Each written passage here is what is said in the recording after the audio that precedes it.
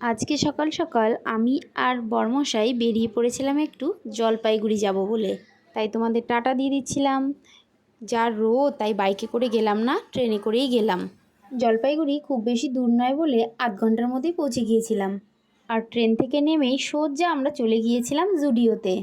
আজকে যাওয়ার মেন কারণ ছিল কিছু শপিং করব বলে। যেহেতু সামনে পুজো, তাই ছেলের জন্য কিছু কেনাকাটা করে নিয়েছি। এদিকে বরমশাইও দেখছিল তার নিজের জন্য, আর এই শার্টটা আমার খুব ভালো লেগেছে। এইদিকে বর ট্রায়াল দিচ্ছিল বলে আমি ওয়েট করছিলাম। তারপর শেষমেশ আমিও কতগুলো জামাকাপড় নিয়ে চলে গেলাম ট্রায়াল রুমে। সেখানে গিয়ে আমিও ট্রায়াল দিয়ে নিলাম কতগুলো, যদিও এতগুলো নিইনি। তারপর সেখান থেকে বেরিয়ে চলে গিয়েছিলাম স্মার্ট পয়েন্টে কিছু টুকটাক জিনিস কিনবো বলে। তারপর সেখান থেকে বেরিয়ে চলে গিয়েছিলাম সোজা ফলের বাজারে। কিছু ফল কিনে নিয়েছি, যেহেতু জন্মাষ্টমী চলে এসেছে। তারপর সেখান থেকে বাস ধরে সোজা বাড়ি।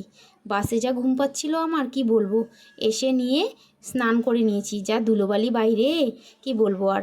এসে দেখছি আমার ছোট্ট বাচ্চু দুটো, একজন আমার জন্য অপেক্ষা করছিল আর আরেকজন পুরো ঘুমাচ্ছে। তো যাই হোক, এই যে কেনাকাটাগুলো একটু দেখিয়ে দিলাম, সব দেখাবো না এখন। সবাই ভালো থেকো, টাটা।